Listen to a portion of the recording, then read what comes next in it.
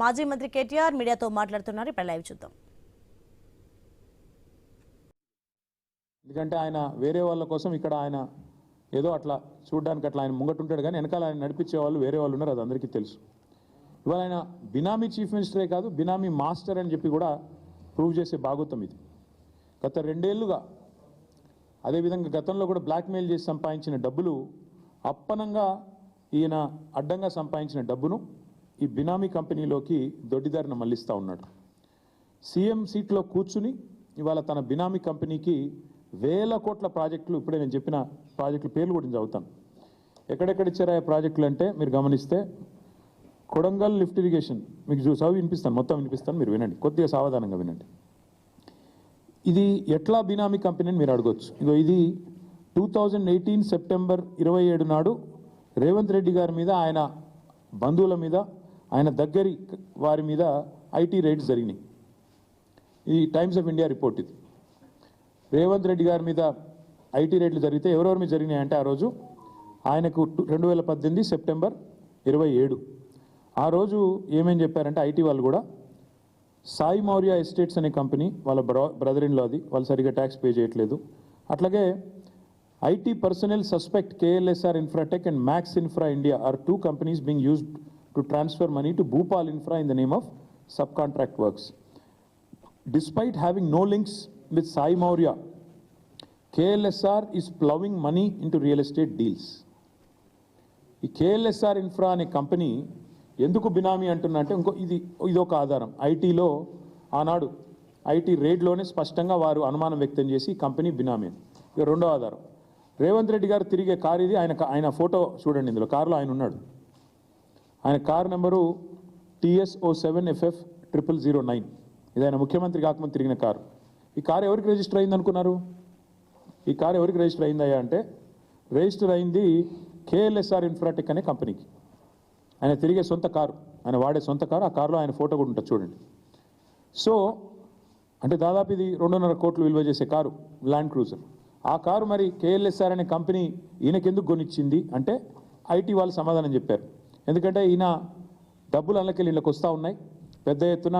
ఈయనకు సంబంధించిన భూపాల్ ఇన్ఫ్రా అనే కంపెనీకి అందులోంచి KLSR అనే కంపెనీలకు వెళ్ళి వరుసగా మరి ఇట్లా డబ్బులు పంపుతూ ఉన్నారు, రియల్ ఎస్టేట్ డీల్స్ చేస్తూ ఉన్నారు.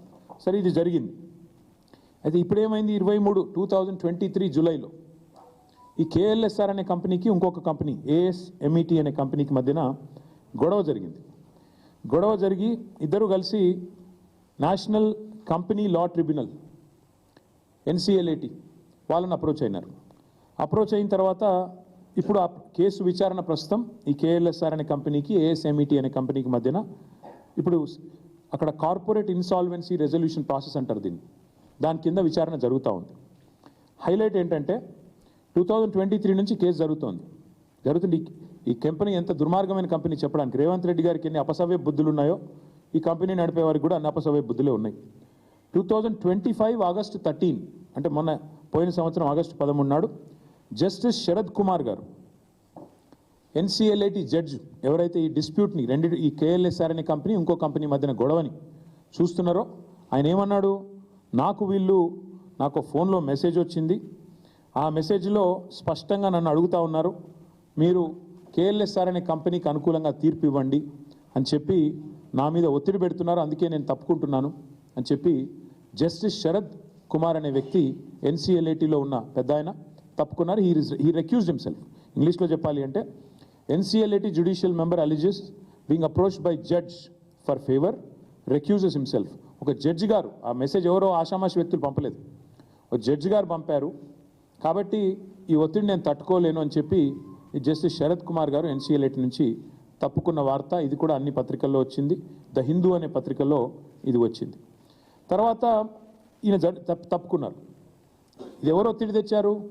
25 ఆగస్ట్ అంటే ఈ కంపెనీకి ఇంత పవర్ఫుల్గా అండగా నిలబడి మెసేజ్లు పంపించే శక్తి ఉన్న వాళ్ళు ఎవరు ఈ దేశంలో, ఈ రాష్ట్రంలో? మీకు తెలుసు, నాకు తెలుసు. ఎవరి కారు అయితే వారు వాడుకున్నారో ఇక ఆ వ్యక్తి ముఖ్యమంత్రి రేవంత్ రెడ్డి గారు. మరి ఆయన ద్వారా మరి ఎవరో వీరికి మెసేజ్ పంపి వీరిని ప్రలోభ పెట్టే ప్రయత్నం చేస్తే వెంటనే ఆ జడ్జి గారు కూడా తప్పుకున్నారు.